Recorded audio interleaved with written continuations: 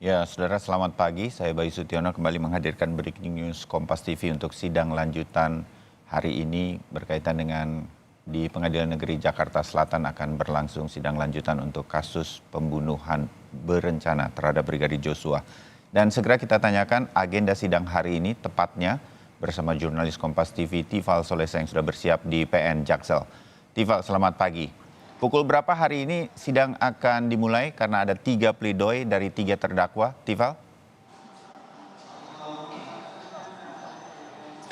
Bila tidak ada perubahan berarti seperti biasanya jadwal sidang akan berlangsung pada pukul 10 pagi nanti waktu Indonesia bagian Barat, khusus untuk agenda pembacaan nota pembelaan atau pledoi nanti akan dilangsungkan di ruang sidang utama Pengadilan Negeri Jakarta Selatan. Sambil juga untuk saat ini kami menunggu kehadiran dari para terdakwa yang bersidang hari ini. Ferdy Sambo didatangkan dari Rutan Makobrimob Depok Jawa Barat, kemudian Ricky Rizal dari Rutan Salemba Cabang Kejaksaan Agung, dan Kuat Ma'ruf dari Rutan Bareskrim Mabes Polri.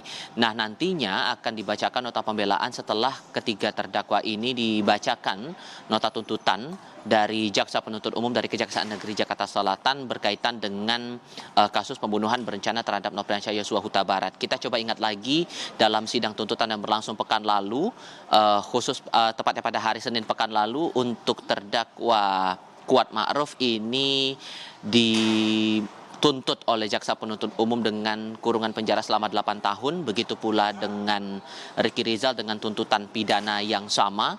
Sementara untuk Ferdy Sambo pada sidang hari Selasa pekan lalu sudah dituntut oleh Jaksa Penuntut Umum dengan pidana kurungan penjara seumur hidup. Nah, sejauh ini yang disampaikan keterangannya dari terdakwa melalui penasihat hukumnya masing-masing kepada Kompas TV. Dalam setiap kesempatan mereka menyatakan bahwa ada beberapa hal yang akan menjadi catatan dan akan disampaikan dalam nota pembelaan sepanjang hari ini.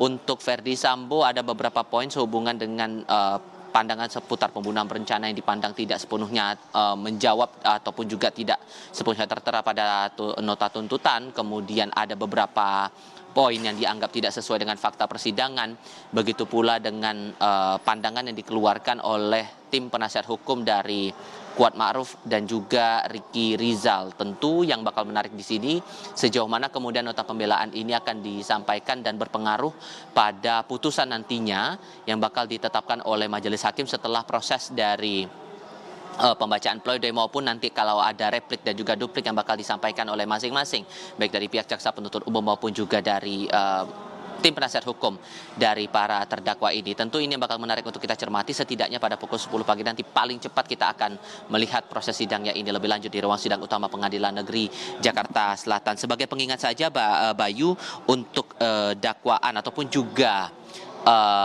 jerat pidana yang dialamatkan kepada ketiga terdakwa yang akan dibacakan pledoinya hari ini, jaksa pada pekan lalu menuntut mereka melanggar pidana dalam pasal 340 Kitab Undang-Undang Hukum Pidana tentang pembunuhan berencana dengan pasal pengait atau jungto pasal 55 ayat 1 ke 1 Kitab Undang-Undang Hukum Pidana yang menerangkan soal keikutsertaan dalam upaya tindak pidana dalam Kitab Undang-Undang Hukum Pidana itu sendiri.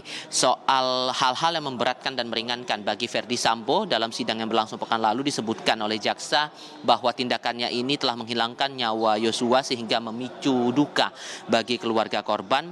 Hal lainnya adalah jaksa menilai keterangan Sambo ini berbelit-belit di muka persidangan, lalu tindakannya ini memicu keresahan dan kegaduhan di masyarakat, serta dianggap tidak pantas dilakukan oleh seorang perwira tinggi Kepolisian Republik Indonesia. Tindakannya ini juga menurut jaksa dalam penilaiannya dipandang mencoreng institusi Polri serta membuat banyak anggota terlibat dalam skenario yang dibuat Ferdy Sambo. Dalam hal itu maksudnya adalah skenario tembak-menembak yang dibuatnya di Kompleks Polri Duren 3 Jakarta Selatan.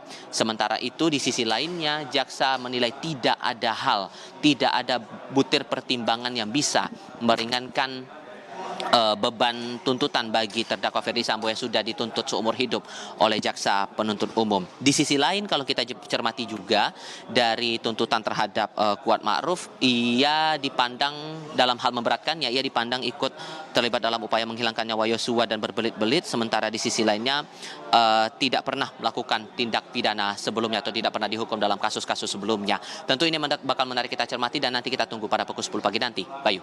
Ya, Tifal sedikit lagi, apakah sudah keluar urutannya siapa yang akan lebih dulu membacakan pledoinya dari 3 terdakwa ini?